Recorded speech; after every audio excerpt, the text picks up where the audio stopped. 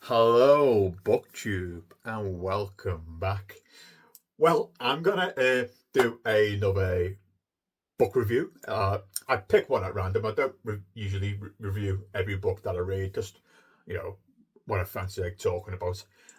If you've never seen any of my book reviews before, I'm not really a book reviewer. It's more my opinion and maybe a bit of trash talk. I don't know, and I try it and keep it under 10 minutes. So I'm not waffling on, just talking complete crap. So let's talk about what I read. So this is Super Nintendo. Yeah. So I can never remember subtitles. So this is how one Japanese company helped the world have fun. Okay, and this is by Keza MacDonald. She is a Scottish journalist, writer. I think she does game reviews and can't remember what British newspaper it is. I think it's either the Guardian or the Independent. I'm 100% sure. It's very much a history book of Nintendo. Slight bits of biography, only tiny slivers of a biography, accounts of various CEOs of Nintendo, and it's a fairly recent book. I think it came out February this year, so it's pretty much hot off the press. So this book is trying to give you those nostalgia vibes. It's pretty much singing Nintendo's praise, and that is pretty much the purpose behind this book. It is. I get out of the way now. I really enjoyed this book because for me, what the author did triggered all those memories in my head of playing a Super Nintendo when I was a kid. Unwrapping the Super Nintendo and there's Super Mario All Stars. Go, oh, it's a me and Mario. I love that, and the N64, the Game Boy. I had all of that stuff, and this is what the author is trying to kind of trigger in you, that kind of childish kind of love from way back when, and how Nintendo kind of pushes that on its fan base. So that's what the author is trying to do. Uh, this book is split into, I can't remember how many chapters there are on the top of my head. I think maybe I'd say 15. And each kind of chapter is kind of ultra focused on a game. So the first one is, or a game or a character, So the first one's Mario and Zelda, Kirby, Wii Sports, all that kind of good stuff. And it talks a bit about the consoles behind those games as well, and how those games got developed from let's take Mario, for instance, the early 1980s plumber who was jumping over the barrels to what we have now on the Nintendo Switch 2. So there's about 15 of them, and it just breaks down, each of these major games history, a bit of who was behind it, the developers, the people who own the company at the time, and how they all came together to create those games, and then how those games went from X, from its beginnings, all the way to Z, or whatever I'm trying to say, of how it was a cultural phenomenon that it is now. Obviously, Pokemon, everybody knows Pokemon. So, being a non-fiction book, and she is a journalist as well. It's very written in like a journalist kind of way, where she there's questions to be asked of the people who are behind Nintendo. And if you don't know anything about Nintendo, they're a very kind of close the door, not speak to anybody how Nintendo works in the background. But there is a lot of that, of her being able to get those quotes and get how the history has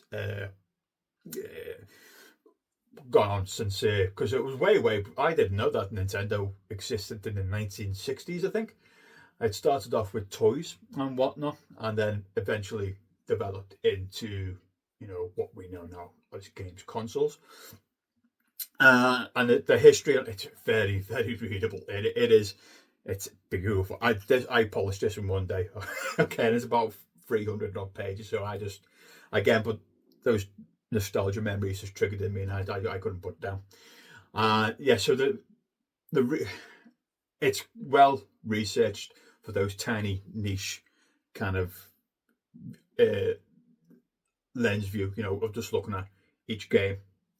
And each chapter of this book can be pretty much read independently of the rest. So you could just pick it up and start at any chapter as you really want to. There's no really flow in the book. She writes in a very captivating, almost nerd-like way. This is a very, very glowing book on Nintendo. Even though I said I really enjoyed this book, which I did, the negative behind this book is, as I said, it's a glowing look at Nintendo. There's no other side of the Nintendo business. No, there's no critiques of Nintendo, really. It is a glowing reprisal of Nintendo. So if you're looking for a kind of critic stance on Nintendo history, it's not really here. This is pretty much a nerdy, love-filled look of how, because she talks about how obsessed she is with Nintendo and her history of playing Nintendo games. So this is really, really just based around love and not critique of Nintendo. And if you haven't got that kind of Nintendo outlook, if you've never played Nintendo, you're not really interested in the games, you're not going to pick up anything from this at all. So as I said, the key strengths in this is it really does bring forth that nostalgia look of, especially when you get to my age of a youth of playing those Nintendo games. It really does kind of open those old doors. Go, oh, remember when we used to play that round the table? We used to shout and fight at each other. Super Smash Bros. Oh, absolutely getting battered all over the place. So many arguments. So as you say, it's triggered loads of memories. And the writing style is accessible. It's very readable. It's basically, it's glowing for Nintendo. Okay, yeah, it's not a hard read. Everything's understandable. Nothing's going to go over your head.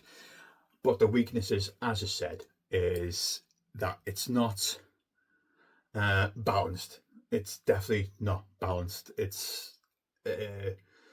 is Nintendo can't do any wrong, and I love Nintendo, and this is why I love Nintendo. Rather than going, hey, these Nintendo fellas, not all good. Which, come on, they're a corporate company. There's going to be some, horrid stuff that they've done or not paid attention to or acknowledged, but it's not in this book. It's not to be found. So keep that in mind. So at the end of the day, I loved this book. I really did. I really enjoyed it for what it was. But knowing that it's really for those people who love Nintendo. Mind you, if you even like gaming history in itself, you will get something out of this book. It is a pleasant read. So yeah, so pick that up if you're interested in Nintendo or gaming. I guess the only really negative part as well, it doesn't really talk about mentions it, but the console wars, Nintendo versus the PlayStation, and then Xbox came round the corner, didn't it? Sneak attack like a velociraptor. So yeah, this is an immensely readable, praising book of Nintendo, which is full of nostalgia and love for the company, not really a critique of the company. So that's it, folks, and I will speak to you soon. Bye, BookTube.